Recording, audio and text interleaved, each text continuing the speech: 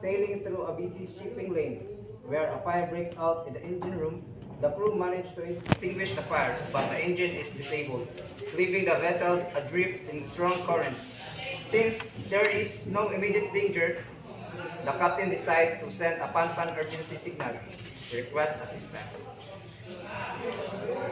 The scene starts in the engine room where the chief engineer and engine crew are working. Suddenly, a loud fire alarm ring and smoke starts filling up the space. Fire, fire, fire! In the engine room. Crew, activate the fire suspension system. Seal the thing in the area. Over. The engine crew quickly activate the CO2 fire suppression system and closes the fire dampers to contain the flame.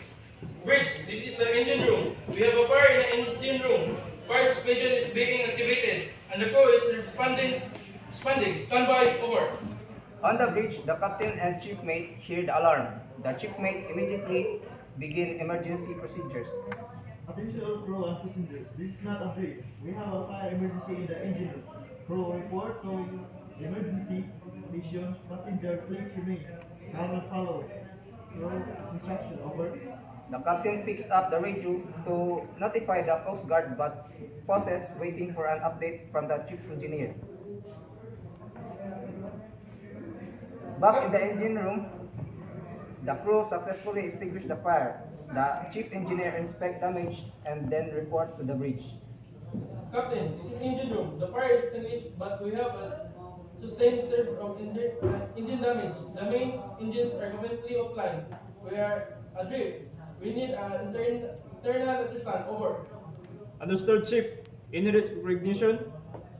Negative, but recommended keep the area sealed and monitoring the hotspot. Over.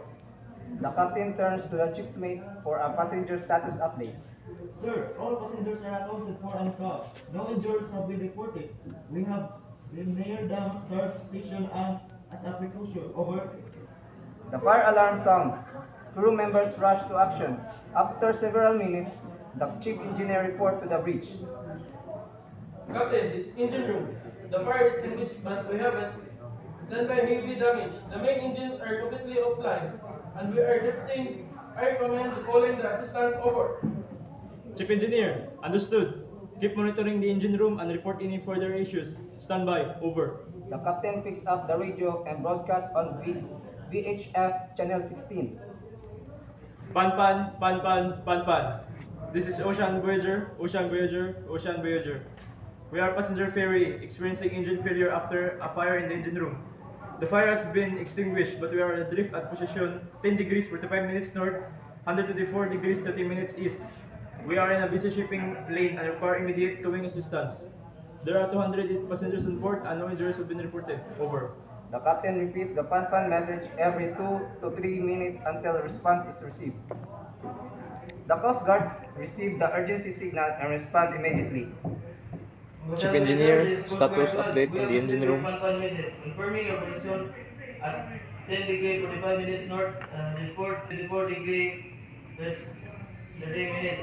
Yes, we are coordinating with nearby vessel for towing assistance. Please report on the vessel's currently stability and passenger condition. Over. Coast Guard 12, this is Ocean Voyager. The vessel is stable but we are drifting due to strong currents. The passengers are safe and no injuries have been reported. We have deployed our anchor but it's not holding.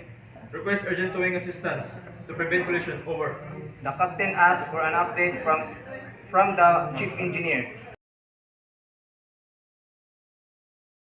Captain, we have checked all the systems, but the main engines are completely offline. But I will take hours to attempt to restart. We need an external tow or additional technical support. Over. Coast Guard 12, this is Ocean Voyager. Our engines are completely inoperative and onboard repairs are not possible at this time. We require immediate towing assistance. Over. Ocean Voyager, this is Coast Guard 12. Roger that. Itag boat is 50 minutes away to assist with towing. Please maintain communication on channel 16. Stand by for further instruction. Over. Coast Guard 12, understood. We will remain on channel 16 and await further instructions. Thank you for your assistance. Ocean Voyager out.